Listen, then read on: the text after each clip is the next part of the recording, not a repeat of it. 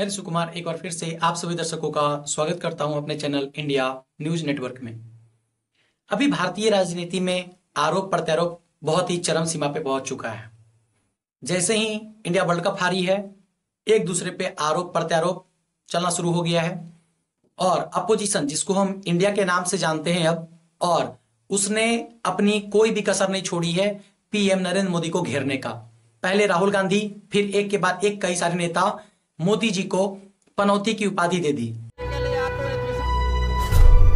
कभी cricket match में चला जाएगा, वो अलग बात है कि हरवा दिया। पनौती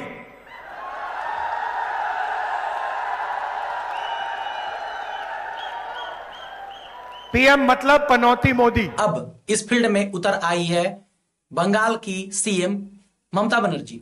उन्होंने नसीहत दी है कि अगर बीजेपी या मान के चले जो पार्टी सत्ता में है या जैसा अपने जिद पे नहीं रहते, और अगर ये मैच अहमदाबाद के नरेंद्र मोदी स्टेडियम में नहीं हुआ होता और कहीं और मान के चले बानखेड़े में अगर हुआ होता या ईडन गार्डन में हुआ होता, तो ये मैच, ये वर्ल्ड कप इंडिया निश्चित रूप से अपने नाम कर पाती।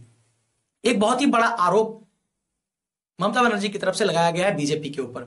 अब इसके पीछे हम चले, ऐसा क्यों है कि ममता बनर्जी जी एकदम खुलकर सामने आ गई हैं और मोदी जी को टारगेट कर रही है, बीजेपी को टारगेट कर रही है? इसके पीछे का खेल समझे।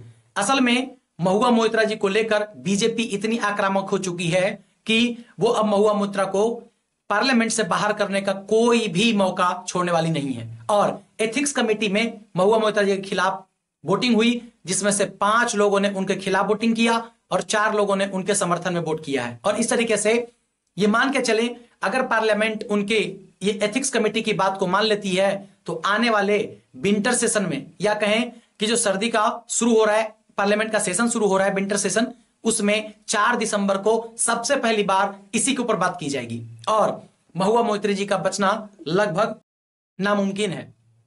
और इस तरीके से महुआ मोइत्रा जी को भी ममता बनर्जी ने पूरी खुली छूट दे दी है और महुआ मोइत्रा जी ने भी कोई कसर नहीं छोड़ा है विरोधियों को घेरने का।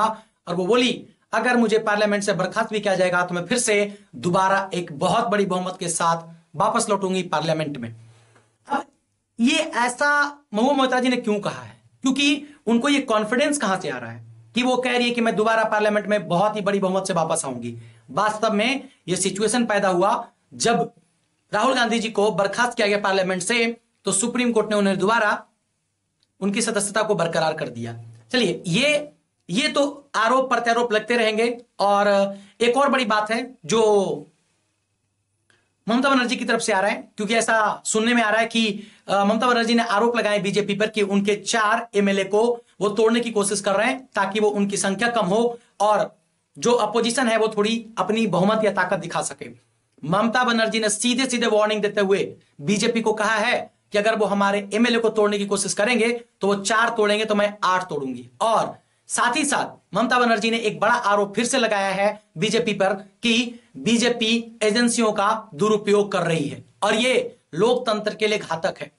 उन्होंने एग्जाम्पल दिया कि एक व्यक्ति के पास या एक व्यक्ति के पीछे सारी एजेंसियां लगाई जा रही है, चाहे ईडी हो, सीबीआई हो, इन्फोर्समेंट डायरेक्टरेट हो, और भी कई सारी एजेंसियां हैं जिनको कि एक साथ, नारकोटिक्स डिपार्टमेंट है, कई सारे एजेंसियों को एक व्यक्ति के पीछे लगाया जा रहा है और किसी तरीके से उसे फंसाने की कोशिश की जा रही है।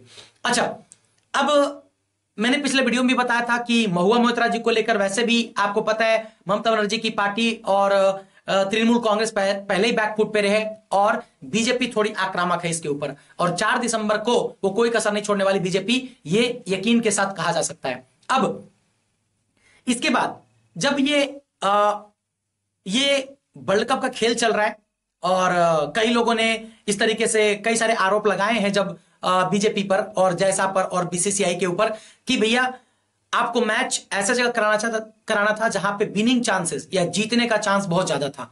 आपने ऐसे जगह पे मैच करवाया जहां पे विनिंग चांसेस क्या है, बहुत ही कम है। चलिए, तो अब देखते हैं कि पनौती का डायलॉग, या यूं कहें कि पनौती शब्द काफी ट्रेंडिंग हो गया और विरोधी ने इसको बहुत ही एक तरह से हथियार की तरह से यूज किया है मोदी जी को बैकफुट पे लाने का।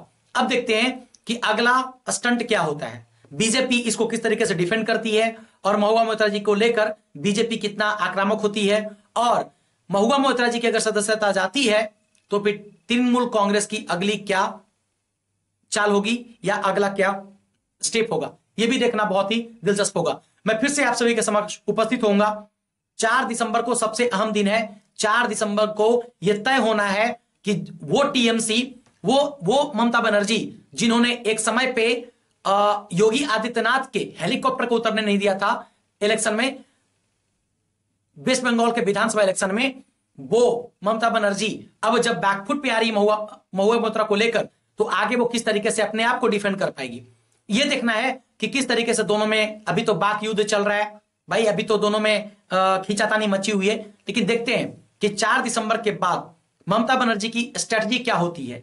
आने वाले लोकसभा चुनाव को लेकर ममता बनर्जी पहले से ही एक्टिव हो गई है और वो अभी से ही विरोधियों को या कहें कि बीजेपी को टारगेट करना शुरू कर दी है। अपने कई सारे रैलियों में वो कोई भी कसर नहीं छोड़ रही है जहां पे वो बीजेपी को घेर सके। तो देखते हैं बीजेपी इसके ऊपर किस तरीके से अपने आप को डिफेंड करती है, कैसे वो पलटवार करती है। चलिए हम फिर से मिलते हैं एक नए वीडियो में, तब तक के लिए धन्यवाद।